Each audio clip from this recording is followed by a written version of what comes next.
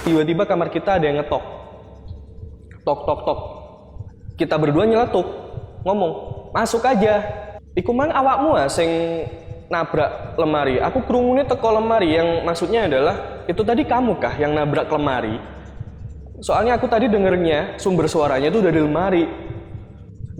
Bukan aku nggak nabrak lemari, nggak nabrak apa-apa. Malah aku dengernya dari pintu yang didobrak kayak gitu.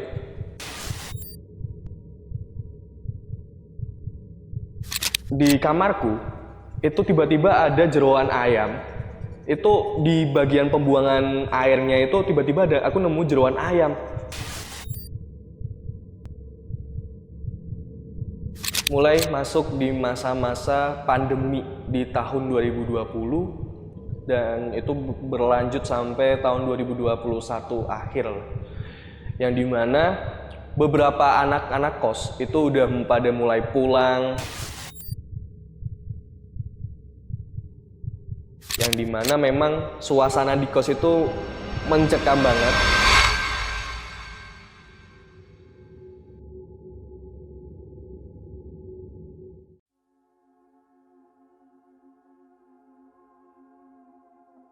Halo Jagger, hari ini kita ada di Kota Batu Malang karena ini adalah spesial edisi di Malang. Dan kita udah kedatangan seorang narasumber yang berasal dari Kota Malang juga nih. Halo Mas Yanto, apa kabar? Halo Bang John, baik, alhamdulillah. Alhamdulillah. Ini bener namanya Mas Yanto nih? Iya, biasa disebut Yanto atau Mas Angga biasanya. Oh, biasanya dipanggil Mas Yanto atau Yanto, Angga? iya, Yanto atau Angga. Mas Yanto ini mau menceritakan tentang kejadian waktu di kos-kosan ya? Bener banget. Ini lokasinya berarti di Malang juga kejadian? Di Malang juga. Mas Yanto, ini sebenarnya di kosan tempat tinggal Mas Yanto ini ada kejadian serem apa sih, Mas? Kalau dikatakan serem, serem banget karena memang bukan hanya aku yang ngalamin, melainkan temen-temen semua yang pernah ngekos di situ, sebagian besar itu sering dapat. Sebenarnya kejadian di kos yang saya tempatin ini, itu yang ngebuat saya jadi percaya sama hal-hal gaib. Pertama kali ngebuat aku berpikiran bahwa, oh, emang mereka ternyata beneran ada, kayak gitu. Oke, Mas Yanto, ini saya penasaran banget mau dengar kisah lengkapnya seperti apa. Dan saya yakin juga teman-teman di rumah udah penasaran mau dengar cerita dari Mas Yanto. Jadi nggak usah lama-lama lagi. Langsung aja kita dengarkan kisah lengkapnya hanya di Jalan Gelap.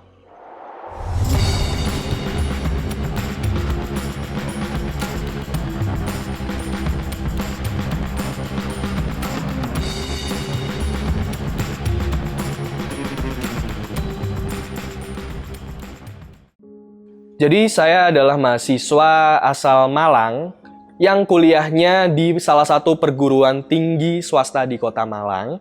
Dan cerita ini berasal dari kos yang saya tinggalin sampai sekarang. Yang dimana kos tersebut saya dapatkan atau saya dapat info dari teman saya yang bernama Fandi yang memberikan rekomendasi bahwa ada satu kos yang memang bangunannya itu baru dan juga 4 lantai yang masih dalam progres pembangunan tapi sudah bisa ditempatin, dan itu lokasinya strategis dekat kampus dan juga pinggir jalan. Jadi kalau mau main kemana-mana itu enak seperti itu. Dan awal masuk kos tersebut itu di tahun 2019. Awal banget masuk kuliah dan memang kosnya itu kondisinya baru setengah jadi. Jadi yang sudah bisa ditempatin itu lantai 1 dan juga lantai 2. Dan lantai 2 itu masih beberapa yang masih dalam tahap pembangunan. Lantai 3 itu masih belum sama sekali. Dan kalau digambarkan secara denah, kosanku ini itu memiliki 4 lantai, yang dimana parkiran itu di lantai 1 dan terus parkiran di lantai 1 beserta kamar. Lalu ada tangga di depan kos itu bisa untuk akses balkon. Jadi kosan saya itu memiliki balkon luar atau ruang balkon buat tamu-tamu, atau buat semisal kita bawa temen cewek itu kita bisa ngajaknya itu hanya sampai batas balkon karena kos kita itu kos putra. yang benar-benar untuk kos muslim, kos putra muslim. Lalu untuk lantai 3 sendiri belum selesai pembangunan. Jadi untuk denah kosnya sendiri, tengahnya itu seperti L, kecuali lantai 1, lantai 2 dan lantai 3 itu lokasinya kayak L gini. Di sini tuh pintu dari balkon luar, dan di sini tuh ada tangga buat naik turun. Ini tuh lorong. Di sini ada ruang tengah, di sininya itu ada ruang tengah. Lalu di sini itu ada lorong lagi dan ada kamar, tapi di sini tuh buntu. Nah, di setiap buntuannya ini itu ada jendela yang buram dan biasanya dapat cahaya dari sebelah kosan itu masjid. Di sini juga itu ada tangga, di setiap sudut ruangan itu juga ada tangga buat ke parkirannya, seperti itu. Nah, untuk kamarnya sendiri itu kamar mandi dalam, yang dimana di kamar mandinya itu terdapat kaca buram yang kita secara langsung itu bisa ngelihat kondisi di dalam kamar mandi kayak gitu. Tapi di atasnya itu bener-bener kayak kopong gitu, nggak ada penutupnya. Jadi kayak dibuat setengah aja, terus dibuka kayak gitu. Jadi kayak semisal kayak kotakan gini, di atasnya itu semisal kayak gini, bener-bener nggak ditutup gitu. Jadi bener-bener kotak gitu.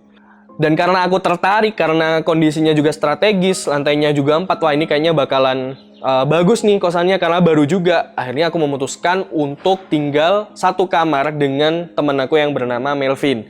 Dan pada saat itu pertama banget aku menempati lantai 1 bersama bapak-bapak yang lanjut profesi di kampus yang sama kayak gitu. Awal-awal masuk kos itu nggak terjadi apa-apa. Ya berkenalan dengan kamar-kamar sebelah, terus kamar-kamar atas, kenalan, cerita-cerita. Hingga pada akhirnya satu waktu, kita memutuskan untuk ngobrol-ngobrol di ruang tengah di lantai 2. Ruang tengahnya itu posisinya di letter L, itu di bagian sudut sini. Itu ada ruang-ruang kayak kita buat ngobrol, ruang-ruang santai, ada TV-nya juga. Kita waktu itu ngobrol-ngobrol tentang hobinya apa aja, hingga akhirnya kita ngobrolin tentang membahas topik horor waktu itu. Kita ngobrol itu ada mungkin berenam, ada cutting kita namanya Mas Dani, Mas Erik, mungkin Mas Eko juga, lalu saya Melvin, dan ada penjaga satu itu sebut aja Mbak. Itu dia penjaga kosnya itu suami istri, yang dimana lokasi kamarnya itu di lantai 2 bagian pojok. Waktu itu kalau nggak salah sekitar jam 8 malam, mulai dari jam 8 malam, dengan kondisi yang memang lantai 3 itu belum jadi. Kondisi lantai 3 belum jadi memang lampunya benar-benar dimatiin. Terus lantai yang dinyalain itu cuman lantai 2 di ruang tengahnya aja. Kita mulai nih ngobrol-ngobrol horor, ngobrol-ngobrol pengalaman pribadi tentang pengalaman horor apa yang pernah kita dapetin. Hingga sampai akhirnya penjaga kos ini ngomong kalau pernah ada kejadian serem waktu pembangunan kos tersebut. Tapi itu mungkin nanti ya Bang ya, mungkin ceritanya di akhir. Karena ini mungkin menceritakan tentang asal-usul kenapa ada sosok ini di kos tersebut. Setelah cerita-cerita dari pengalaman itu, saya akhirnya menantang teman-teman untuk uji nyali. Awalnya, saya nantang untuk uji nyali ke teman-teman itu nggak di kosan tersebut, melainkan di tempat lain yang berada di Malang. Karena ada beberapa tempat yang memang udah terbengkalai di kota Malang. Hingga akhirnya, saya diberitahu sama penjaga kos yang cowok, sebut aja Mas Ambon. Mas Ambon itu ngasih tahu kalau memang di sebelah kos ini itu ada kos-kosan juga yang belum jadi dan memang masih belum ditempatin atau bisa dikatakan terbengkalai juga. Itu bisa diakses lewat lantai 4. Akhirnya kita tertantang untuk melakukan uji nyali di kos sebelah. Dan itu mungkin kejadiannya jam 10-an setelah kita cerita-cerita selama 2 jam 3 jam, kita akhirnya nyoba untuk uji nyali. Awal kita masuk di kosan tersebut di lantai 4 itu bener-bener itu pengap banget. Banyak lumut dan banyak walet, banyak kelelawar. Hingga akhirnya kita mencoba untuk turun agak dalam lagi ke lantai, kalau digambarin itu berarti di lantai 3-nya. itu kita nyoba untuk diem selama 5 menit tanpa suara dan tanpa flash. Jadi yang berani untuk melakukan uji nyali itu ada aku, Melvin, terus Mas Eko, Mas Dani, dan juga Mas Erik. Jadi 5 orang yang berani, jadi ganjil. Dan akhirnya kita mencoba challenge untuk diem di tempat selama 5 menit dan juga tanpa flash, nggak boleh ngomong apa-apa. Menit awal-awal itu aman. Menit awalnya itu aman, nggak ada, ya mungkin terdengar suara seperti burung, suara-suara motor lewat. Karena kos kita itu di pinggir jalan pas, seperti itu. Lalu, menuju ke 4 menit, mulai ada gangguan-gangguan. Awalnya, asumsi pertama kita, itu kayak mungkin ada walet yang nabrak-nabrak dinding, atau mungkin kelelawar yang nabrak dinding. Tapi setelah kita dengar, atau setelah kita cari tahu, ternyata itu bukan suara dari kelelawar maupun walet, melainkan suara kerikil yang dilempar. Hingga akhirnya salah satu dari kita sadar, itu kayaknya kerikil deh. Terus akhirnya kita mencoba untuk agak maju lagi ke mencari sumber suara tersebut. Dengan kondisi gelap gulita, nggak ada flash masih belum kita nyalain. Akhirnya ada suara lagi, dan itu bener-bener kenceng banget. Suara kayak batu dilempar, kratak, itu di sudut ruangan sebelah kanan. Hingga ngebuat akhirnya kita kayak mikir lagi, ini kalau dilanjutin, kayaknya bakal ada sesuatu lagi deh, mending kita udahin deh sampai sini. Terus akhirnya kita naik, dengan agak panik, karena kondisi itu tadi langsung kayak kaget. Apa ya? Udah langsung naik. Akhirnya kita naik lagi, dan kita kumpul nih di tengah. Ditanya-tanya juga sama penjaganya, dapat apaan nih? Dapat apaan setelah uji nyali? Setelah kita cerita-cerita apa yang kita dapat, penjaga kosnya bilang, ya udah biasa. Jadi kayak kita, udah biasa. Jadi kayak, oh berarti sering banget. Kita punya pemikiran kayak, berarti udah sering nih kejadian-kejadian seperti itu gitu. Nah, setelah kita cerita-cerita mengenai apa yang kita dapat di uji nyali tadi, itu kita memutuskan untuk masuk ke kamar masing-masing mungkin sekitar jam 2 pagi, dan setelah masuk kamar kita tuh langsung tidur. Dan besoknya kita melakukan aktivitas lagi seperti biasa, pergi ke kampus, terus juga makan, ada yang sarapan, seperti itu. Nah, setelah 3 minggu kejadian itu, saya dan Melvin memutuskan untuk pindah ke lantai 2 dikarenakan di lantai 1 itu kita kurang nyaman dengan vibes-nya. Karena kondisinya memang sebelahan dengan bapak-bapak yang melanjutkan studi profesi di kampus saya juga. Jadi akhirnya kita memutuskan untuk di lantai 2, pindah di lantai 2 yang lokasinya itu dekat dengan pintu balkon. Dan setelah saya pindah di lantai 2, itu pertama kalinya saya mendapatkan gangguan yang benar-benar nyata, yang benar-benar gak bisa digambarin. Yang ngebuat saya itu berpikir, oh ini kayaknya kita dapat selamat datang dari penunggunya kayak gitu, penunggu kos itu. Di jam 12 siang, kita itu lagi nyantai setelah azan duhur itu lagi nyantai. Saya lagi di pojok ruangan, Melvin juga di pojok ruangan lagi main HP. Kita lagi scroll-scroll IG, scroll-scroll TikTok waktu itu. Lagi-lagi nyantai, dan memang kondisi di kos kita itu punya kebiasaan kamar itu tidak dikunci. Karena kalau semisal ada teman-teman membutuhkan bantuan itu tinggal buka langsung ngobrol aja. Jadi nggak perlu ketok-ketok lama, jadi biar enak aja gitu. Di jam 12 itu tadi, tiba-tiba di kamar kita waktu lagi nyantai, tiba-tiba kamar kita ada yang ngetok. Tok. Kita berdua nyeletuk, ngomong, masuk aja. Soalnya nggak dikunci kan. Tadi nggak dikunci, suruh masuk. Terus setelah sepersekian detik, akhirnya saya inisiatif untuk bukain pintu. Karena kok dirasa kayak kok nggak dibuka-buka pintunya. Akhirnya saya buka, jegrek. Kok nggak ada siapa-siapa gitu. Akhirnya saya cari lah di sudut lorong, di ruang tengah. Siapa sih kira-kira yang iseng gitu. Dan akhirnya saya balik. Nah, jadi, kalau digambarin itu, denah kamarnya, kita masuk dari pintu, itu depan itu langsung kamar mandi, terus sebelahnya itu ada lemari gede, sebelahnya juga itu ada kasur. Nah, kondisinya itu saya masuk. Setelah ketukan tadi, pintu itu sengaja nggak saya tutup rapat-rapat. Jadi tersisa hanya seginilah. Tersisa hanya segini. Karena biar kita tahu siapa sih yang iseng gitu. Siapa tahu mau ngetuk lagi. Belum jalan 5 langkah dari pintu, belum rebahan lagi, tiba-tiba ada yang gedor. Brak! Aku langsung kaget ngelihat belakang. Melvin juga kaget. Terus saya hadapan-hadapan sama Melvin. Siapa, Vin? Gak tahu, dia kayak ngesu. Gak tahu. Akhirnya langsung kaget ngebuka pintu lagi, nggak ada. Lah ini siapa? Aku coba lari ke depan, nggak ada juga. Aku ngecek di kamar Fandi karena memang posisinya kamarku itu depan-depanan sama Fandi, hadap-hadapan sama Fandi.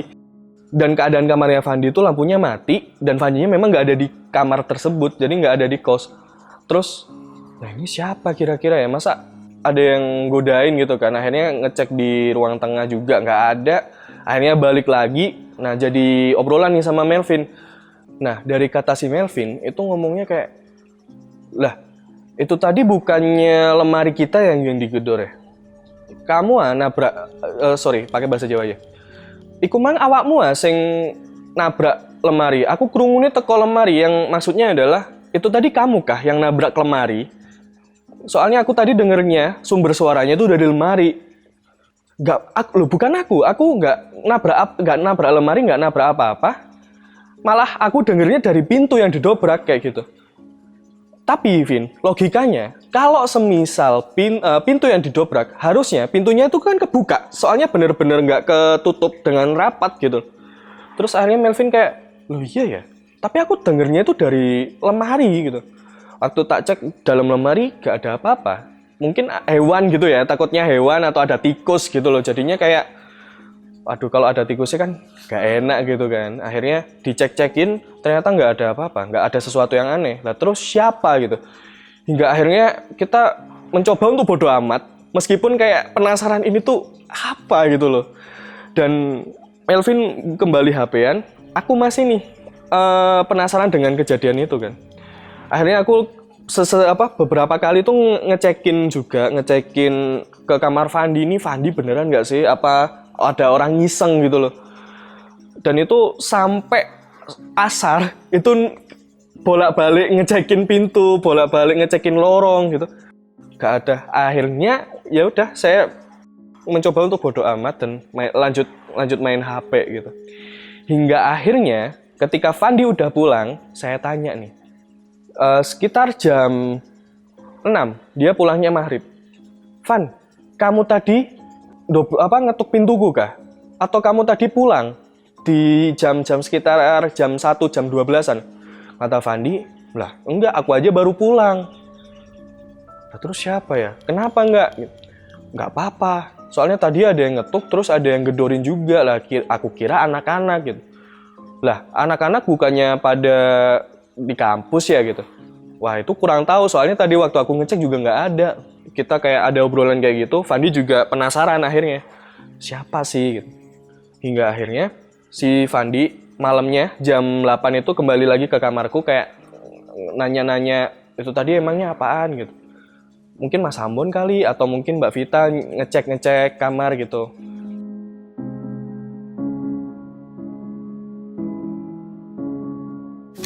Setelah kejadian pintu diketuk terus juga didobrak, sekitar selang 3 hari atau 4 harian, kejadian selanjutnya terjadi di Fandi. Yang dimana cerita itu Fandi habis pulang dari kampus itu sekitar jam 3 lah. Kalau digambarkan sekitar jam 3. Dia masuk kamar, beres-beres, naruh tas, terus juga naruh ganti-ganti baju. Yang dimana ganti bajunya pasti di kamar mandi. Waktu ganti itu dia kaget. Kagetnya waktu dia lihat ke pembuangan air, itu dia nemuin kayak jeroan ayam yang dia itu masih ada darahnya. Dan kayak barusan aja kayak abis orang nyembelih ayam, itu ditaruh di situ sampahnya. Dia langsung kaget, lah ini apa? Dan kebetulan waktu kejadian itu saya masih di kampus. Jadi saya nggak tahu nih kejadiannya. Dia katanya setelah nemuin itu, dia sambil jijik itu ngebuang. langsung dibuang di tempat sampah. Setelah ngebuang jeroan, yang jeroan mentahan tadi, Fandi itu di ruang tengah, itu nyambut kita. Kita baru nyampe, dia nyambut kita dengan pertanyaan. Nggak, kamu tahu nggak? Apa, Van? Di kamarku, itu tiba-tiba ada jeroan ayam. Itu di bagian pembuangan airnya itu tiba-tiba aku nemu jeroan ayam. Hah? Kamu habis makan ayam kali, Van? Duh, enggak, aku lagi nggak makan ayam. Aku barusan nyampe banget, terus tiba-tiba di situ tuh kayak ada jeroan ayam. Banyak gak, Van? Ya, nggak terlalu banyak sih. Ada kayak usus gitu, terus sama kayak ati-atian gitu. Lah, nggak tahu ya, Van ya. Aku mungkin ngiranya kayak, jangan-jangan itu Van, guna-guna, Van. Aku ngomongnya gitu. Wah, jangan sampai lah gitu. Tapi memang kamu tadi nggak makan ini, Van? Nggak makan ayam atau apa, jeroan-jeroan gitu? Lah, enggak sih, enggak. Dan itu kalau aku gila aja mungkin aku makan, makan makanan mentah gitu. Soalnya itu bener-bener mentah. Aku mikir, mentah? Ada nggak sih orang iseng yang dia itu naro jeroan ayam mentah di kamar mandinya si Fandi? Ya memang kembali lagi, di kos kita itu nggak ditutup sih memang, tapi masa iya sih ada yang iseng gitu naruh jeroan gitu loh. Jadi kayak aneh aja gitu kan. Hingga keesokan hari, Fandi juga ngedapetin satu kejadian juga. Pagi-pagi sekitar jam 5-an, Fandi baru bangun, ngebuka kamar, jegrek, dia nemuin sekitar 5 helai rambut di depan kamarnya pas, yang dimana itu panjangnya ya mungkin sekitar segini lah. Dan itu rambutnya bergelombang. Fandi tanya dong, kayak mungkin dia ngecek, lah ini siapa kira-kira yang bawa cewek ke kos kita nih? Atau mungkin rambutnya mbak atau penjaga kos kita gitu. Tapi setelah dipikir-pikir, rambutnya nggak sepanjang itu deh kayaknya. Dan nggak bergelombang gitu. Karena kita hadap-hadapan, dia ngetuk kamarku nanya, Enggak, buka kamar enggak? Akhirnya sambil baru bangun nyawa belum genap, langsung, apa Van? Enggak, ini rambutnya siapa ya? Loh, ya mbah Van. Ya nggak tahu Van. Kamu paling bawa cewek. Lah enggak, aku nggak bawa cewek. Ya terus rambutnya siapa? Rambutnya. Tapi waktu saya cek itu bener-bener rambutnya panjang waktu itu. Rambutnya seginian. Siapa ya Van ya? Nggak tahu, mungkin masa teman-teman ada yang bawa cewek gitu. Ya nggak tahu ya gitu. Kamu nggak bawa cewek kan? Nggak, ya kali aku bawa cewek kan, aku sama Melvin, mau taruh mana gitu, nggak bercandanya kayak. Dan kan kita memang nggak boleh bawa cewek, Van. Iya juga sih, tapi masa sih? Ada nggak sih teman kita yang rambutnya gondrong? Kayaknya nggak ada deh, Van. Hingga akhirnya kita kayak masih nanya-nanya ini rambutnya siapa. Sambil nyapu tuh, kita cerita-cerita sambil nyapu. Itu karena memang kotor banget di lorong itu, kotor banget, banyak helai-helai rambut. Sampai akhirnya di 2 hari setelah kejadian itu, kita ngobrol di ruang tengah. Aku, Mas Erik, sama Fandi, sama mungkin ada teman lagi. Itu ternyata mendapatkan kejadian serupa juga. Waktu ngebuka kamar, tiba-tiba Mas Erik itu di depannya ada helai rambut juga. Udah. Berarti kalau semisal di logika, orang yang punya rambut nih, itu jalannya dari kamar kita masuk itu ke pojok. Soalnya kamarnya Mas Erik itu kalau di letter L itu di bagian sini, sedangkan kamar kita di sini. Nah, di bagian ini itu udah buntu. Nah, di pojok sendiri itu memang terdapat kamarnya Mas Dani, dan di depannya itu memang ada kamar juga dipakai, tapi orangnya itu lagi keluar juga. Nah, asumsi pertama memang orang pojok itu kayak mungkin rambutnya panjang, kalau enggak memang habis bawa keluarganya atau apa, positive thinking aja gitu. Karena kita memang belum kenal sama orang yang pojok itu. Hingga akhirnya muncullah pertanyaan-pertanyaan yang dimana ternyata sering banget kejadian ada beberapa helai rambut itu di depan kamar pas. Di setiap kamar itu pasti ada beberapa helai rambut yang dimana kita itu pasti tiap pagi tuh nyapu gitu. Dan itu kejadiannya berlangsung mungkin selama 1 bulan, tapi memang ada jarak-jaraknya kayak gitu. Dan tiap pagi benar-benar itu harus nyapu bekas-bekas rambut.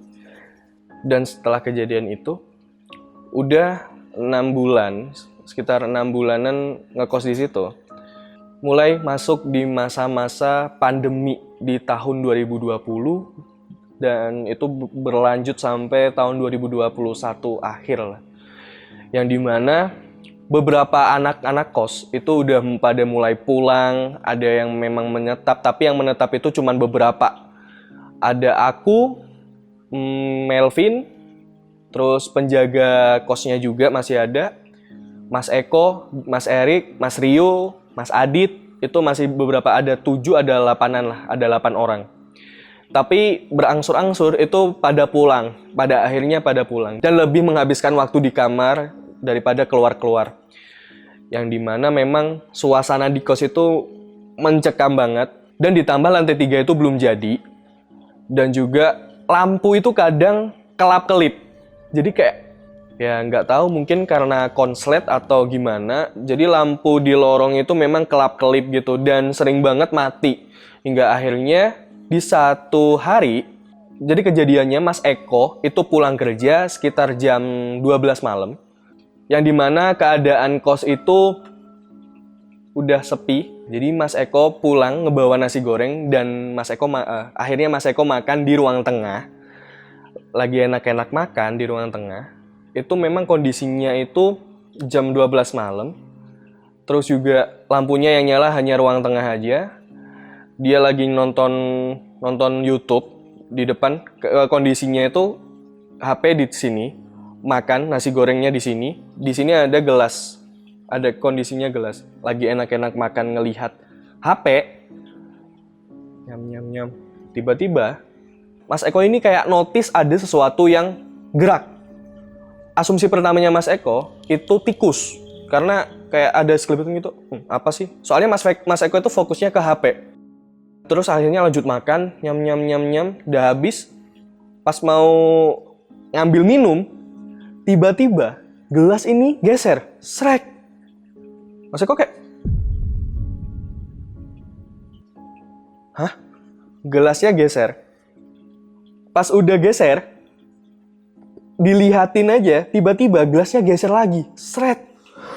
Langsung bergegas, HP diambil, terus langsung masuk kamar dengan kondisi nasi goreng masih di situ, gak habis, tinggal dikit, dan airnya masih belum keminum. Langsung masuk ke kamar, langsung dikunci, gak keluar kamar. Besoknya itu gak keluar kamar sampai bener-bener terang. Akhirnya besok waktu dicek kembali di ruang tengah, nasi gorengnya udah basi. Nasi gorengnya udah basi, terus dibuang lah sama dia. Lah terus dia sambil nanya-nanya, ini kemarin bukan halusinasiku kah? Karena kondisinya itu gelasnya itu gerak 2 kali. Jadi yang dia notice di awal tadi berarti bukan tikus atau apa, bukan hewan atau apa, melainkan gelasnya memang geser sedikit. Jadi kayak dia itu, waduh, kayaknya mulai di ospek sama penunggunya sini gitu. Dan setelah kejadian itu, berselang 2 harian, bener-bener pas pulang kerja juga, itu kondisi anak-anak udah tutupan semua. Dan lampu tengah kebetulan mati, di ruang tengah di lantai 2 itu kebetulan mati juga.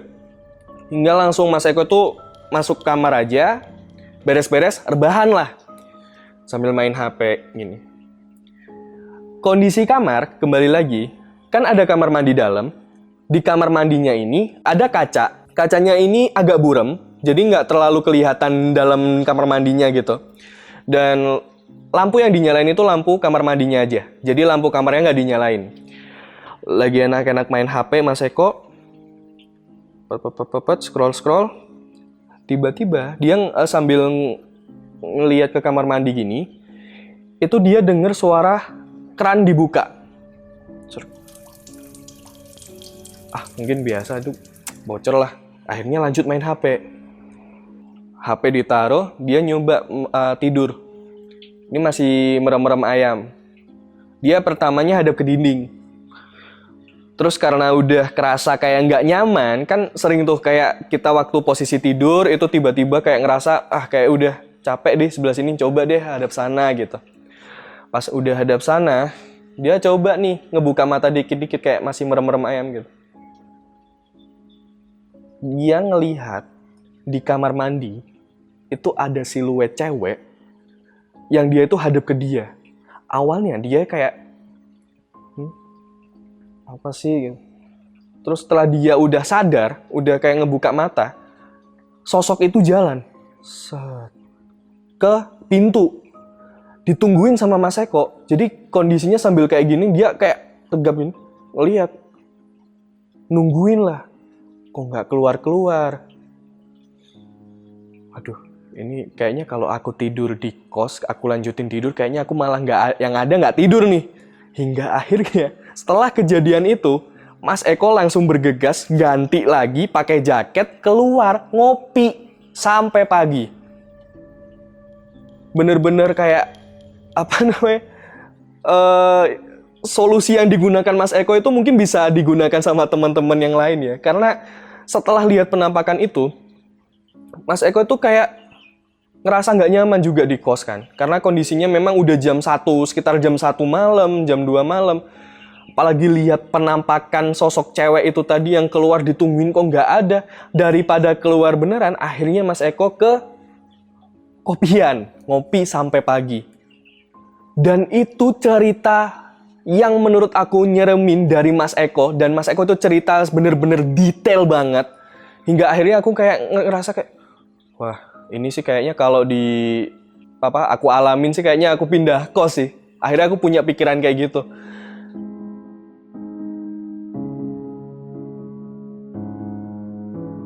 Hingga pada akhirnya setelah 2 bulanan setelah kejadian itu, Mas Eko pulang. Mas Eko udah pulang. Hingga tersisa aku, Mas Adit, sama Mbak Vita. Mas Erik. 4 orang. Akhirnya kita ada satu waktu itu kita ngobrol di ruang tengah lagi. Kita ngobrol-ngobrol kayak masalah pandemi. Kan banyak tuh kayak drama-drama tentang pandemi, tentang vaksinnya atau tentang apa, kita ngebahas itu semua. Sampai di titik kita mulai ngebahas horor. Karena memang kita suka horor, sama-sama suka horor.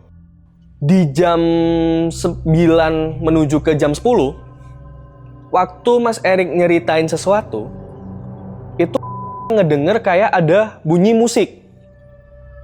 Bentar. Ini kayak aku ngedenger suara itu dari mana ya? Dari kamar Erik. Kamu nyetel musik, Erik?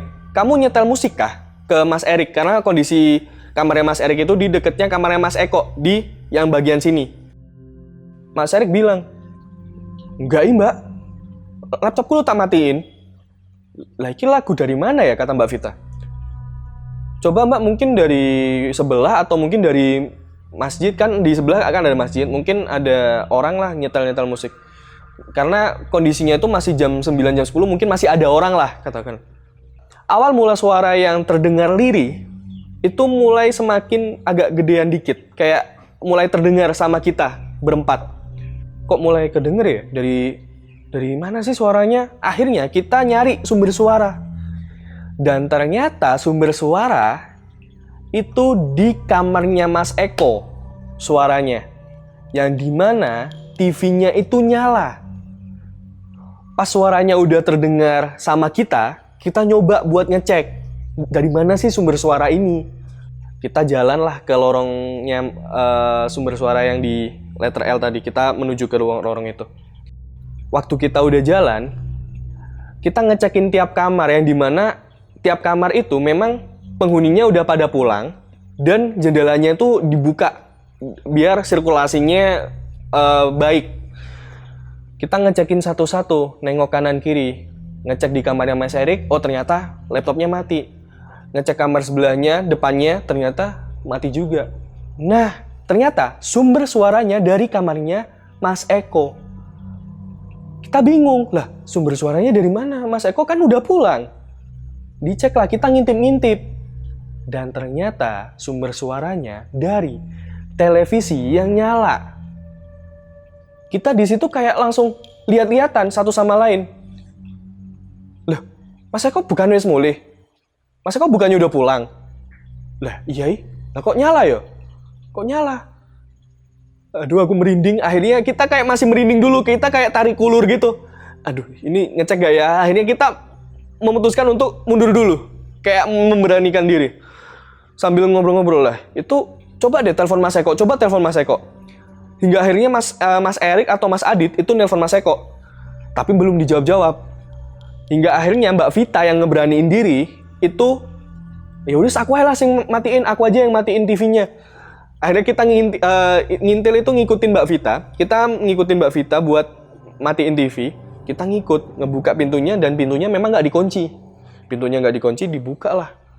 Pas udah dibuka, ternyata bener TV-nya nyala. Mbak Vita langsung matiin TV-nya. Dan kita langsung bergegas ke ruang tengah kembali. Sambil nunggu teleponnya diangkat sama Mas Eko. Setelah beberapa kali percobaan nelpon Mas Eko, akhirnya diangkat sama Mas Eko. Mas Eko jawab, "Lapo, Dit?" "Enggak, kok ini kamarmu kok ini? Kamarmu TV-nya nyala ta?" gitu. "Lah, bukannya kabelnya udah tak cabutin semua ya?" "Hah? Kabelnya dicabut?" Setelah ada obrolan itu, kita langsung ngecek lagi. Dan ternyata bener, udah dicabut. Loh, kok wis dicabut? Ya gimana, logikanya gimana TV bisa nyala padahal adapternya itu udah dicabut. Terus Mas Eko kayak ngomong, "Loh, sing genah kok Dit temenan ah? Loh, beneran iki lo saksinya orang 4." Loh, ya apa sih? Tapi beneran Dit iku wis tak cabut. Iya, iki mau wis tak cek wis dicabut. Terus Mas Eko itu nanya, "Iku mang nyetel apa Dit?" "Nyetel apa? Apa yang di play gitu?" "Iku mang nyetel lagu gamelan." Bawa lagu gamelan, nyinden antara Malang TV kalau nggak JTV. Dit. Kayaknya TV ku nggak ada saluran itu deh.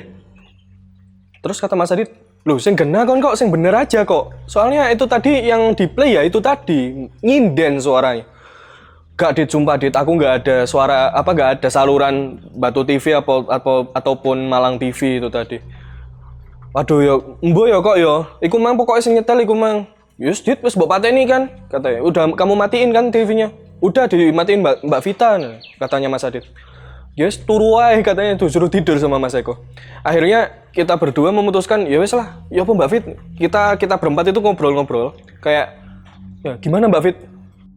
"Gak ngerti aku Dit, turu. Akhirnya kita jam berapa itu ya? Sekitar jam 12-an kurang mungkin itu kita langsung masuk kamar, langsung tidur karena kondisinya bener-bener kayak begitu cepat dan kayak gak masuk akal. Soalnya bener-bener Mas Eko juga udah memberikan klarifikasi kalau di TV-nya itu gak ada saluran tersebut yang di play itu tadi. Setelah beberapa bulan kejadian itu, akhirnya saya dengan Melvin memutuskan untuk pisah kamar. Jadi sendiri-sendiri. Saya di lantai 3, Melvin masih stay di lantai 2 waktu itu. Saya di lantai 3, posisinya di depan, dekatnya balkon, pintu balkon. Yang dimana kondisi kamar saya itu bersebelahan sama kosan yang kosong. Kosan yang kosong di sebelah yang waktu awal mula tadi saya uji nyali. Di situ terdapat lorong kosong gini, yang di belakangnya, yang di sampingnya itu ada kamar-kamar kosong juga. 2 hari setelah kepindahan, tiap jam 10 itu saya ngedenger suara ketukan. Ngedenger suara ketukan dari sebelah, dari ruangan yang kosong tadi, kos kosong tadi. Saya berpikir kayak, bentar, ini apa temen kamarku sebelah gitu loh, nyoba iseng apa nggoda gitu kan. Waktu saya cek lagi, ternyata masih belum ada orang di situ. Hingga akhirnya kembalilah ke kamar, saya tunggu, dan agak nantang. Age, cobaan lek kon memang wani, gangguin aku saiki. Maksudnya, kalau memang kalian berani, mereka ganggu aku sekarang. Soalnya aku mungkin udah siap ya, udah menyiapkan mental, kalau memang ada lagi, langsung aku cari. Hingga sampai jam 1, jam 2 sambil main HP, nggak ada terjadi. Akhirnya saya langsung tidur. Waktu itu besoknya jam 9 malam lagi-lagi ada suara ketukan. Tapi kali ini gak nyantai. Kayak agak awalnya cuman tek tek tek gitu. Ini udah mulai berani nonjok dia kayak dek dek dek. Aku ngomong, "Asus, apa sih ini? Kayak siapa sih ini?" gitu. Soalnya tiap jam 9 itu saya mencoba untuk tidur yang benar-benar sehat, pola hidup sehat dan pola tidur yang benar gitu. Jam 9 itu udah tidur. Tapi keganggu gara-gara itu jadi kayak kesel akhirnya. Dengar suara deg deg deg sekali. Hingga akhirnya saya kayak nungguin lagi tanpa ada omongan dalam hati kayak ya udah tak tunggu aja. Ternyata malah muncul suara lagi. Deg deg deg. Langsung saya buka, saya keluar balkon, ngecek ngintip di sebelah. Dengan kondisi yang memang gak ada lampu. Terus waktu itu juga udah sekitar jam 11-an. Aku nunggu sekitar 2 jaman kok gak ada, ternyata malah ada suara pukulan deg-deg lagi. Dan memang setelah saya ngelihat gini, wah kayaknya bener. Kayaknya bukan orang iseng. Soalnya bener-bener kosong, bener-bener gak ada kehidupan di kos sebelah itu. Akhirnya saya kayak mulai ngerasa kayak agak sedikit takut sebetulnya. Kayak, aduh kalau semisal diganggu terus gini, yang ada malah aku pindah dong. Maksudnya kayak pindah, sempat kepikiran untuk pindah kos. Atau mungkin pindah kamar lagi, karena memang setiap jam 9 itu pasti ada suara-suara kayak gitu yang mengganggu. Sebetulnya di samping suara ketukan yang agak kenceng tadi, itu beberapa kali juga sering terdengar suara langkah kaki dari lantai 4. Cuman itu masih bisa dipikirkan secara logika. Alah, mungkin anak-anak gabut ke atas. Atau mungkin penjaga kos lagi bersih-bersih lah di atas gitu. Atau mungkin ngecek. Tapi makin lama makin nggak masuk akal.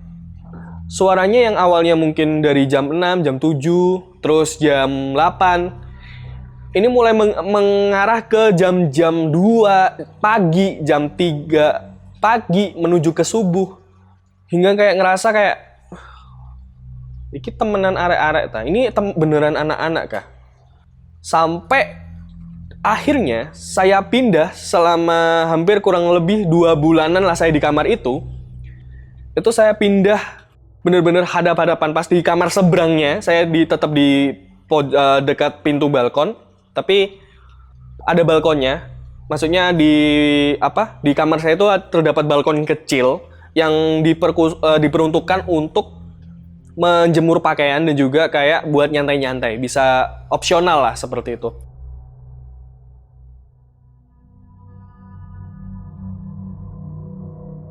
Dan kejadian awal banget yang saya dapat setelah saya pindah dari kamar yang sebelumnya, itu malam ketiga kalau nggak salah. Malam ketiga saya tidur situ, saya dimimpiin cewek.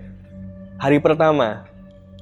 Saya ingat mukanya itu bener-bener wajahnya itu bersih, ya cantik, tapi bener-bener bajunya itu kayak aneh gitu, kayak baju-baju yang bukan kayak baju orang pada umumnya, kayak misal kaos atau mungkin jaket gitu, enggak. Bener-bener baju yang tradisional, tapi kalau di tradisional nggak tahu tradisional mana. Pokok bajunya itu warnanya krem, baju krem gitu. Nah saya mikir, apakah ini salah satu dari mimpi indah, maksudnya kayak mimpi bagus lah, soalnya saya dimimpiin cewek cantik gitu. Di malam pertama saya mikirin kayak gitu. Terus ternyata di malam berikutnya saya memimpikan cewek yang sama. Saya ingat di mimpi kedua itu saya lagi makan, nggak tahu itu di mimpi itu lagi makan apa saya lupa. Terus tiba-tiba datang cewek itu. Dia kayak ngelihatin saya. Terus habis itu dia memalingkan wajah terus pergi. Kayak di mimpi itu kayak aku sadar. Kok aku kayak tahu tahu cewek ini ya? pas setelah udah tahu kayak aku berpikiran gitu di mimpiku, aku bangun langsung sadar. Berarti aku ini mimpi sama kayak di mimpiku sebelumnya, satu hari sebelumnya. Waduh. Akhirnya saya sempat googling kan. Apa pertanda memimpikan cewek cantik 2 kali berturut-turut sampai kayak gitu? Dan saya nggak menemukan jawabannya, soalnya bener-bener di situ tuh kayak gak sama gitu, satu sama lain bloknya beda. Akhirnya kayak ya udahlah, mungkin cuman mimpi aja gitu. Dan ternyata berlanjut sampai di hari kelima itu aku memimpikan cewek yang sama setiap malamnya dengan runtutan cerita yang sangat-sangat random, yang tiba-tiba aku di mobil, tiba-tiba dia jadi penumpangku, yang dimana aku lagi enak-enak main layangan, tiba-tiba dia jadi layangannya. Enggak, maksudnya dia bener-bener tiba-tiba melayang gitu. Yang pertama ada di pikiranku adalah aku kayaknya harus menanyakan sosok ini atau menceritakan mimpiku ini ke orang yang menempati kamarku sebelumnya. Hingga akhirnya aku tanya ke salah satu temenku, namanya Mas Adit tadi. Mas Adit, Mas, sampean pernah ngimpeni arek wedok wayu nggak yang klambi krem nggak? Mas, sampean Mas Adit pernah mimpiin cewek berbaju krem nggak? Mas Adit langsung jawab, mimpiin cewek. Ngimpi cewek aku sering nggak? Maksudnya sering banget. Nggak, maksudnya cewek itu sering tetap gitu loh Mas, cewek yang sama berturut gitu. Loh, kayaknya aku pernah deh. Tapi posisinya cewek ini dia gak berbaju krem, melainkan dia itu pakai baju merah gitu katanya. Loh Mas, berarti beda. Tapi sampean bener-bener mirip, maksudnya sama, mimpinya dimimpiin cewek yang sama. Iya nggak? Di kamarku dah Mas, di kamarku kah? Di kamarku yang sekarang saya tempat ini? Enggak, tapi di bawah kamarku pas. Dan katanya Mas Adit, aku di situ tuh cuman beberapa hari enggak, soalnya aku gak kuat. Karena apa? Aku itu selalu ngelihat bayangan, siluet bayangan itu ada cewek pakai baju putih itu lalu lalang di balkon. Aku langsung ngomong, loh, Mas Adit cenggena sampean ojo ngedeni, jangan nakut-nakutin gitu. Beneran enggak? Kan di balkon itu kondisinya ada jendela kecil yang kita itu bisa ngintip, tapi kacanya tuh burem. Dan Mas Adit ngelihat sosok putih itu lalu lalang di situ. Dan setelah aku tanya ke Mas Adit, ke Mas Erik, ke temanku yang namanya ada satu lagi Amru, ternyata sama juga. Tapi yang dilihat itu sosoknya berbeda. Kalau aku tanya versinya Mas Erik itu lihat sosoknya itu hitam. Itu pas Mas Erik keluar, dia ngelihatin aku. Jadi katanya dia itu sosoknya hitam, matanya merah. Itu ngelihatin Mas Erik lagi keluar gitu. Sedangkan Amru, itu dia waktu mau masuk ke kos lewat gang sebelah, di kamarnya Mas Adit tadi, dia ngelihat sosok putih 2, yang entah itu pocong atau kuntilanak, itu kayak gini-gini ke Amru. Makanya aku kayak ngerasa, waduh, ini kayaknya mungkin ada keterkaitan antara kamarnya Mas Adit sama kamarku. Mungkin karena bawahku pas atau atasnya kamarnya Mas Adit pas, jadi masih ruang geraknya si makhluk ini tuh di situ. Wah, jangan-jangan itu makhluk sing selama ini ganggu aku gitu, atau mungkin sing ganggu anak-anak juga. Hingga akhirnya setelah kejadian itu, setelah 5 hari itu, ada jangka waktu mungkin sekitar 3 bulan, itu aku juga mulai live stream, mulai ngonten-ngonten. Dan live streamku posisinya aku membelakangi pintu balkon. Dan aku live stream itu pasti malam, di jam 9 ke atas. Itu pun live streamnya juga ngebahas tentang pengalaman-pengalaman viewer, pengalaman-pengalamanku pribadi, menceritakan ke viewer. Dan saat itu aku menceritakan pengalaman dari ibuku itu lagi ziarah ke makam saudara, dan itu kejadiannya jam 2 siang, yang dimana masih sangat cerah, dan ibu juga ditemani sama bapak di sebelahnya, bawain payung biar nggak kepanasan. Nah, kondisinya HP-nya ibu itu HP lama, mereknya ya HP lama yang memang nggak ada kamera depan. ibu itu paling suka ngefoto pemandangan karena bener-bener di depan makamnya itu pemandangannya bagus banget. Jadi kalau digambarkan ada sawah, lalu belakangnya itu ada rel kereta api. Jadi ibu itu suka moto-moto pemandangan gitu. Pas ibu waktu jepret-jepret, ibu itu kayak sadar, loh ini kok pantulannya ke belakang. Kalau di logika, gak mungkin HP-nya ibu itu bukan HP yang ada kamera depan. Dan juga kalau memang ada pantulan, otomatis cahayanya nggak bisa masuk karena bapak udah mayungin. Bapak udah mayungin jadi masih redup, gak ada pantulan ke belakang. Tapi yang ibu lihat, itu ibu ngelihat full ke belakang, termasuk ibu. Dan setelah ibu cek lagi, loh ini kok gini, loh. Ibu ngomongnya, loh kok ke belakang, jepret-jepret. Tiba-tiba ibu ngelihat sosok itu di belakang ibu itu mulai berangsur-angsur kayak gini. Set. Ibu kayak masih istilahnya kalau di bahasa Jawanya itu ketenggengan, kayak masih kayak shock gitu, kayak gak bisa berkata-kata, kayak hah apa ya.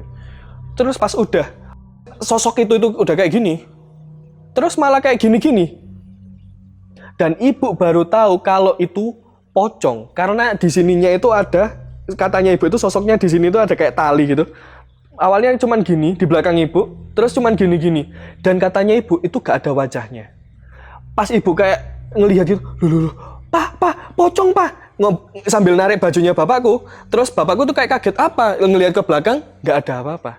Nah, pas cerita itu, pas aku live stream, keadaan menceritakan pengalaman ibuku itu tadi, aku juga lagi gini. Jadi ibuku itu ngelihat pocong itu kayak gini. Waktu aku lagi mempraktekkan kayak gini, tiba-tiba saya kan lagi lihat layar live stream kan otomatis muka kita dong.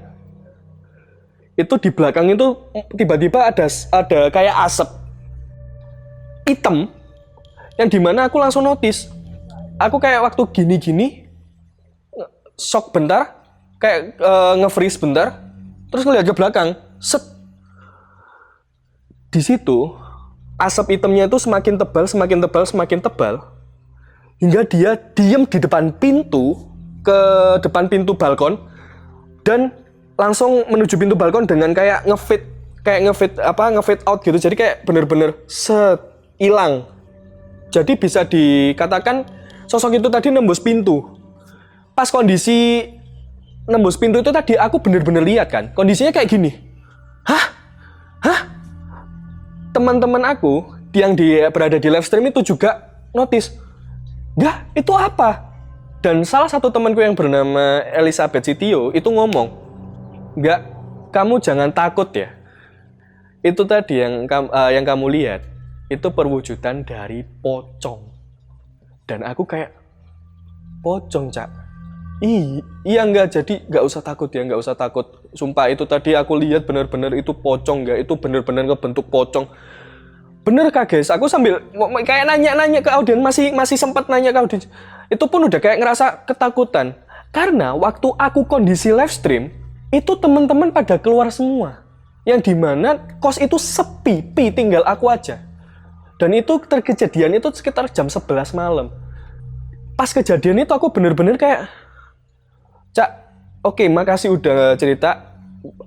Mungkin aku kayaknya kalau dilanjutin udah nggak kondusif. Mungkin aku ganti tema aja ya untuk ngobrolnya. Mungkin aku nyanyi atau apa. Terus si Cak ini ngerekomendasiin buat nggak, mending kamu saat ini kalau bisa berdoa aja. Berdoa dulu, gak usah live stream. Doain aja biar gak masuk lagi. Soalnya itu kayaknya bakal ganggu kamu lagi deh habis ini gitu.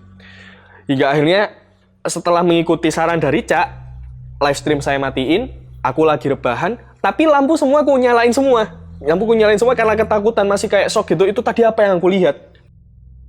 Akhirnya saya sempat cacatan sama Cak lagi. Cak, itu beneran kah? Apa yang kamu lihat itu tadi pocong? Iya nggak, beneran aku tadi lihat bener-bener itu wujudnya pocong. Bentar sih aku coba cek kalau di salah satu platform itu bisa live streamnya bisa dicek kembali. Tapi bisa diunduh atau bisa dicek. Pas waktu ngecek di video biasa sebelum saya unduh, sekitar 20 menit terakhir itu nggak bisa dilihat. Jadi waktu aku skip gitu, tiba-tiba keluar sendiri. Bener-bener keluar sendiri. Terus aku, loh Cak, ini kok nggak bisa dimasukin ya? Kamu tahu caranya gitu? Sampai aku nanya-nanya, kamu tahu caranya gimana caranya biar bisa di skip atau mungkin di download dulu? Terus si Cak nyaranin, nggak, coba download pakai wifi. Coba pakai wifi dulu deh. Akhirnya keluar ke tengah, coba pakai wifi, karena wifi kosan ya lumayan kenceng kalau di ruang tengah. Sambil ketakutan tuh, lampunya semua aku nyalain, walaupun nggak ada orang, ku download lah itu tadi. Dan downloadnya cuman berhenti sampai di 5% aja. Itu lama banget nunggu. Dan itu aku sampai nunggu sekitar 1 jam lebih. Yang dimana awal-awalnya itu cuman cepat, ya cuman mungkin adalah 1% ke 2% itu nggak ada berapa detik udah 2%, 3%. Tapi stuck di 5%.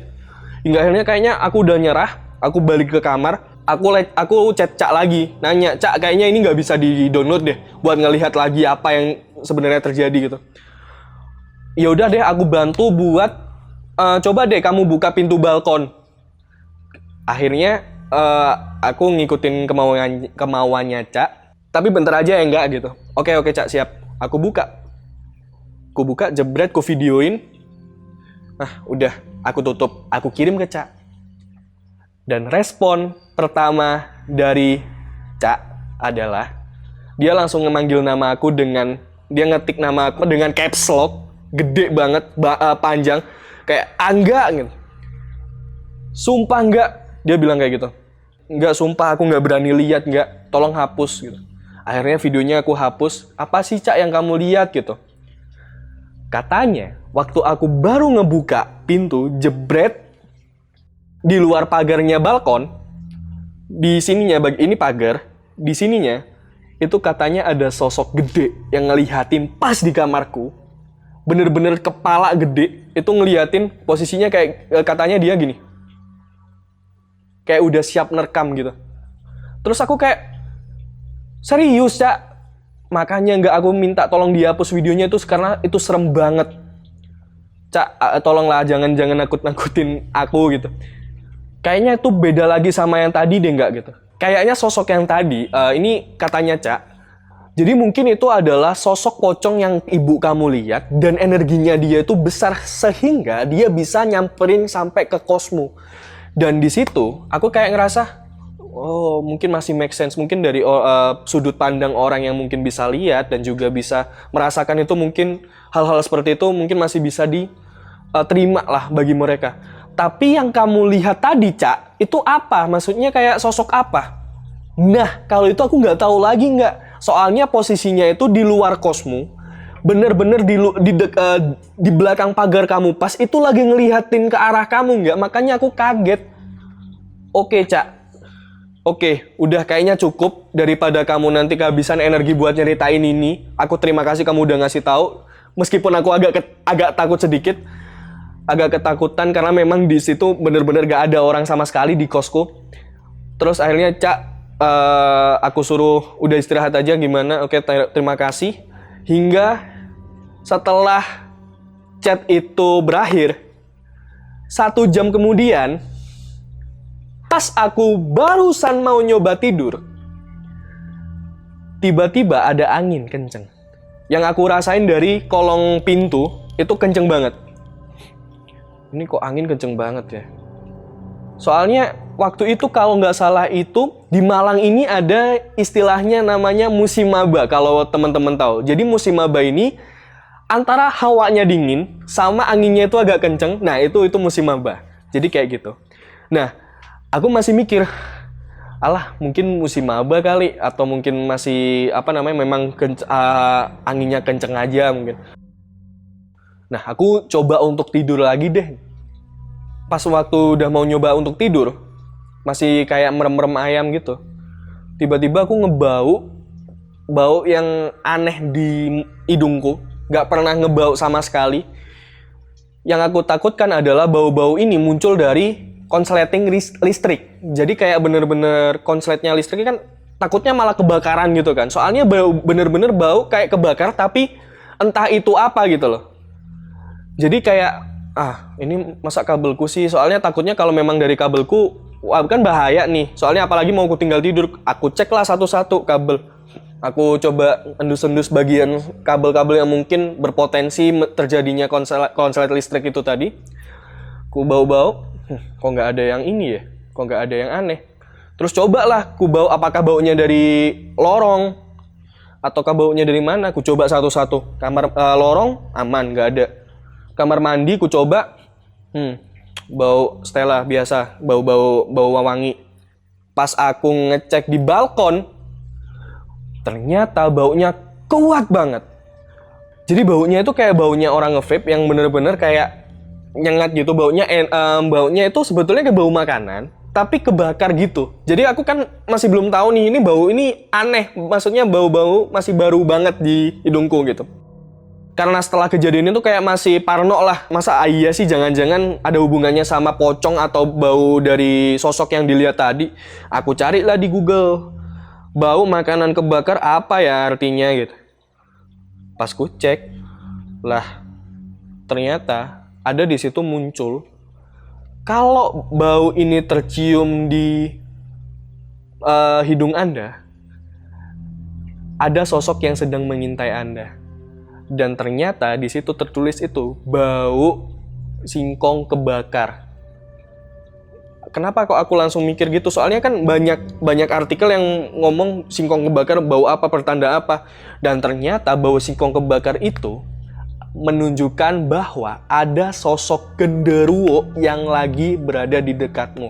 Aku langsung kayak, oke, kayaknya ini berhubungan sama apa yang dilihat sama Cak ini tadi. Kayak gak bisa tidur kayak aku malam ini. Sumpah, aku gak bisa turu, aku kudu nangdi. Aku harus kemana kayak gini. Terus akhirnya aku memutuskan untuk memakai metodenya Mas Eko untuk ngopi sampai pagi baru aku berani balik kamar. Dan setelah itu bener-bener kejadian itu tuh mulai aku ceritakan ke teman-teman. Aku tanyain apakah memang pernah mengalami hal yang serupa. Dan ternyata teman-teman juga pernah ada yang ngalamin juga. Setelah kejadian itu tuh berangsur-angsur mulai dari mulut ke mulut gitu. Bertanya dari mulut ke mulut anak-anak kos yang singgah di kos itu. Jadi mulai dari ada yang ngedenger suara kresek di atas katanya. Terus juga ada yang ngedenger suara langkah kaki juga. Terus juga ada yang dia itu dimainin lampunya. Terus ada juga yang menurut aku tuh, wah ini memang kayaknya kamar ini itu gongnya kos itu deh. Yaitu kamar yang habis ditempatin sama Mas Eko. Jadi ceritanya ada dua kejadian.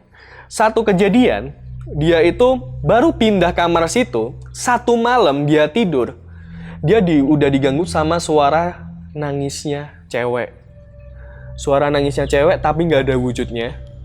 Tapi yang ngebuat dia pindah kamar setelah kejadian itu sabun itu tiba-tiba jatuh.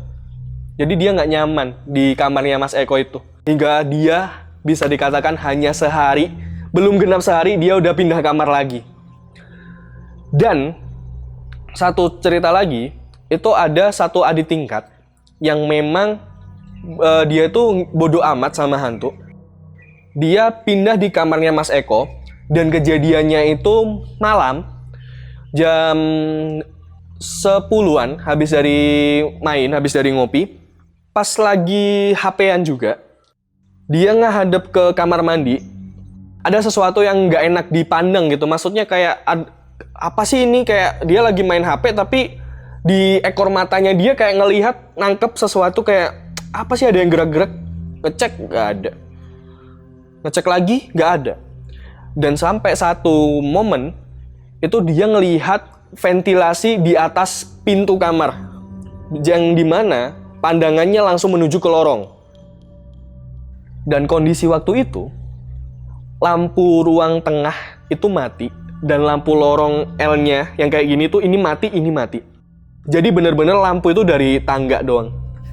Itu dia ngelihat kayak ada siluet jalan dari ventilasi. Dia jalan pelan gini, tapi kayak bukan jalan, melayang lebih tepatnya. Jadi kayak ada garis gitu gini, set. dia masih merhatiin apa ya itu ya? Apa bayangan dari masjid? Karena di sudut ruangan ini, sudut ruangan L ini itu ada kayak kaca burem yang dimana dia bisa dia ngedapat pantulan cahaya dari masjid sebelah. Dia ngeliatin apa ya? Apa mungkin aku salah lihat? Tapi kalau semisal ada orang lewat, nggak mungkin dong, karena itu tinggi. Ventilasinya di atas pintu yang dimana pintunya itu mungkin 2 meteran. Terus kayak, lah itu apa ya? Waktu dia masih berandai-andai sambil memikirkan itu sosok apa, dia masih ngelihat ventilasi, dan ternyata sosok itu balik lagi. Jadi yang awalnya gini, set, agak ada jeda, terus tiba-tiba di ventilasinya itu kayak gini, set. Dan itu benar-benar bilang langsung, kalau memang beneran orang, harusnya ada langkah kakinya. Atau mungkin dari suara sandal lah minimal. Tapi ini kok nggak ada ya? Dan ditambah juga tinggi ya? Langsung kerubutan, istilahnya apa, langsung nutupin tubuh sama selimut, langsung udah bodo amat sama apa yang terjadi. Jadi dia langsung tidur, dan keesokan harinya dia langsung cerita ke teman-temannya bahwa dia yang pernah ngelihat sosok itu. Dan ternyata teman-teman juga banget sering ngelihat ada sosok sekelebatan itu di tiap lorong, yang lebih sering di lantai 2. Setelah semua cerita-cerita dari teman-teman aku dengerin, hingga akhirnya kejadian terakhir waktu aku ngekos di situ, kejadian paling terakhir, yaitu suara langkah kaki yang benar-benar jelas banget di jam 3 pagi. Ada sempat aku kayak ngerasa pertama mungkin anak-anak, kayak berpikiran mungkin anak-anak positive thinking. Tapi dulu sempat juga kedengeran di kamar depanku. Yang sebelum pindah itu aku sempat ngedenger juga. Mulai mengganggu di jam 2, jam 3 pagi. Masa iya sih kayak ada anak-anak malam-malam kayak gitu. Terus setelah aku berpikir positif mungkin anak-anak, akhirnya aku keganggu di gangguan kedua. Maksudnya di kejadian kedua ini mulai keganggu. Kayak soalnya dia itu kayak lari gitu loh, kayak deg dia lari. Pas aku coba cek, aku sempet ngebuka pintu langsung lari ke atas tanpa pakai alas kaki, nggak ada apa-apa. Hingga setelah itu aku bener-bener kayak langsung turun. Sopo ya kira-kira, siapa ya ini? Aku bener-bener keganggu soalnya tiap jam. Ya sebetulnya udah bangun, cuman suaranya itu loh yang bikin nggak nyaman di telinga gitu. Hingga akhirnya satu momen aku kebangun sekitar jam 2. Itu aku bener-bener kayak langsung buka HP. Kebetulan banget kayak ngebuka HP ngecek apa ada chat masuk apa enggak, ternyata enggak ada. Tiba-tiba bunyi kayak, jadi kayak apa, berirama gitu, cuman tek konsisten. Akhirnya pas waktu lagi pegang HP, langsunglah seret kamera ku video. Dan itu berlangsung sampai jam 5 pagi. Awalnya aku nggak mau masuk nggak mau ngecek kan, maksudnya nggak mau ngecek karena udah males, paling ini nggak ada lagi gitu. Yang penting aku udah dapet buktinya gitu. Masih bunyi di jam 5 pagi setelah subuh. Setelah subuh itu ada mungkin jam setengah 4-an. Itu masih bunyi tapi udah mulai lirih. Akhirnya aku memberanikan diri untuk ngecek. Setelah sholat itu ngeberaniin diri untuk ngecek, naik, dan ternyata nggak ada sama sekali. Anehnya, pas aku udah ngecek nggak ada orang, nggak ada apapun itu, aku ke kamar lagi, bunyinya tuh masih lirih, masih ada gitu. Awalnya masih ku cekin ini bunyinya dari mana sih kalau nggak bukan dari atas, dari mana gitu. Ku cek dari samping, enggak. Ku cek dari ini, nggak ada. Terus pas waktu aku denger coba ke langit-langit, iya dari sini lah. Terus waktu aku cek lagi, nggak ada. Nah terus dari mana gitu, kayak aduh, keganggu banget. Maksudnya kayak langkah kaki tuh ngeganggu dan ngebuat aku kayak cerita, jadi kayak curhat gitu ke teman-teman. Rek, kalian ngerungokno langkah kaki gini nggak? Kalian ngedengerin langkah-langkah kaki kayak gini nggak sih? Iya mas, aku biasanya sering denger juga loh. Kayak dia itu tiba-tiba lari, terus ada yang loncat, ada yang suara kresek, ada yang lebih sering juga bata tiba-tiba di srek. Karena memang bener-bener lantai 4 itu dibuat rooftop gitu yang luas kebuka gitu. Jadi kayak alah ya udahlah, mungkin ya penunggunya sini memang aktivitasnya udah di lantai 4 karena kan kita udah menempati lantai 2, lantai 3 udah jadi juga. Terus ada beberapa orang jadinya dia kayak kegusur gitu mungkin gitu. Alah ya mungkin mas gitu. Dan kesimpulan ini semua yang aku udah dapetin cerita dari dari teman-teman, dari pengalaman aku pribadi, nggak akhirnya kayak masnya masih inget gak yang dari awal tadi aku kan cerita kayak penjaga kosnya itu bilang kalau semisal di sini tuh ada sesuatu gitu. Dan ceritanya itu dulu waktu pembangunan penjaga kosnya itu ternyata sudah menempati di situ untuk ngejaga bangunannya itu, maksudnya buat ngejaga bangunan. Jadi udah ditinggalin sepasang suami istri. Dan waktu pembangunan lantai 2, lantai 3 itu si Mas Ambonya sering banget ngedenger suara langkah kaki di lantai 2. Jadi kayak lari-lari gitu.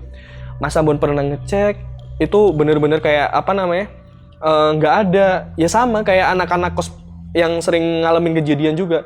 Terus juga ada sosok cewek kadang. Jadi pas Mas Ambon lagi habis pulang mau masuk kamar, tiba-tiba di parkiran itu kayak ada cewek yang manggil kayak, "Mas." Terus Mas Ambon ngecek, "Hah?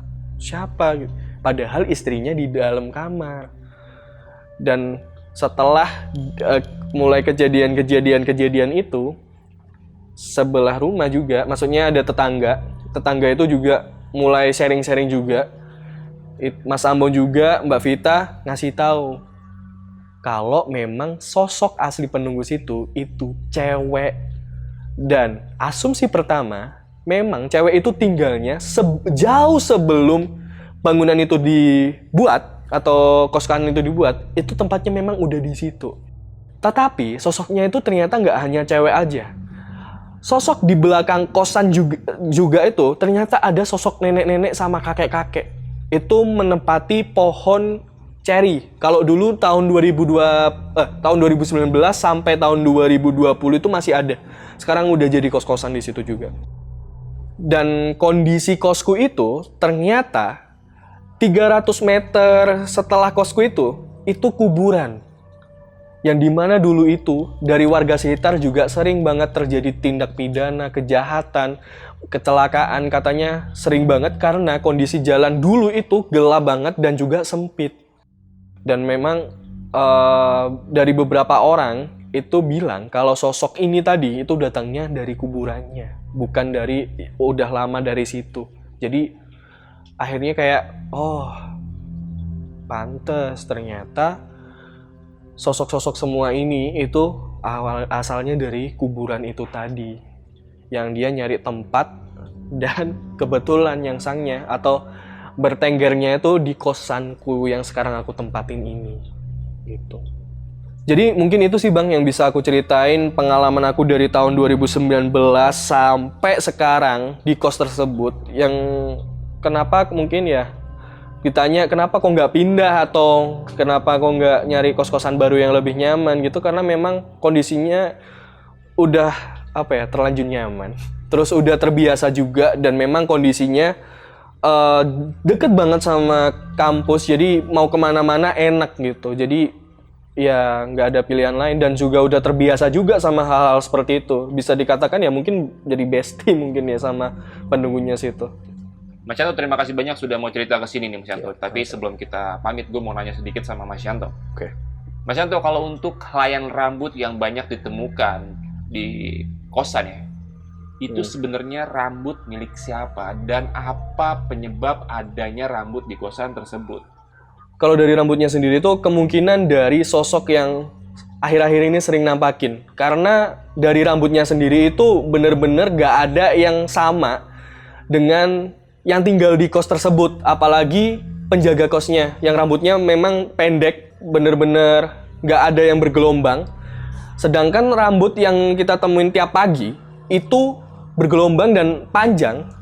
Dan untuk alasannya sendiri, sosoknya itu jalannya itu ya di lorong tersebut itu. Jadi alur jalannya dia, alur mondar-mandirnya dia di lorongan itu tadi. Jadi jalan yang dia lewatin, lorong yang dia lewatin pasti meninggalkan bekas rambut-rambut itu tadi, kayak gitu.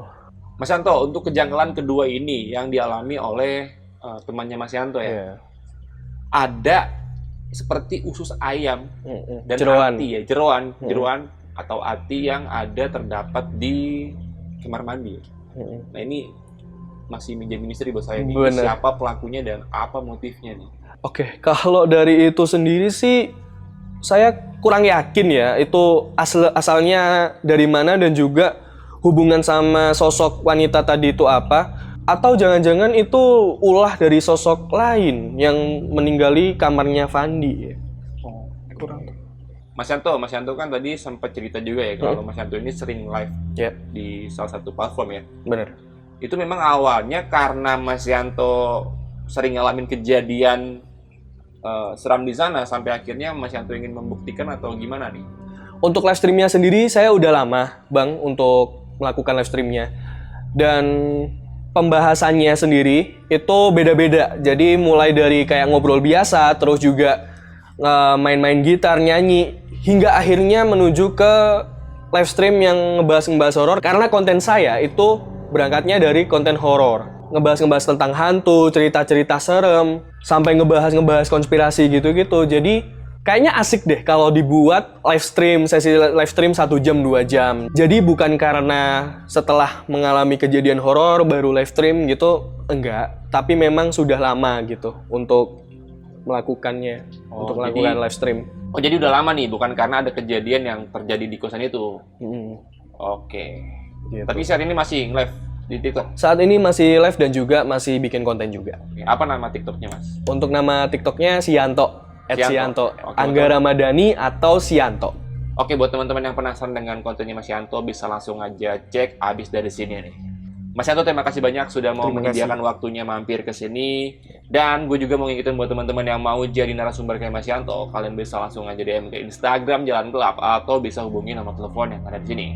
Dan akhir kata, gue Jon Arya dan Mas Yanto pamit. Assalamualaikum warahmatullahi wabarakatuh. Waalaikumsalam. Mas, thank you ya. Thank you, Bang John.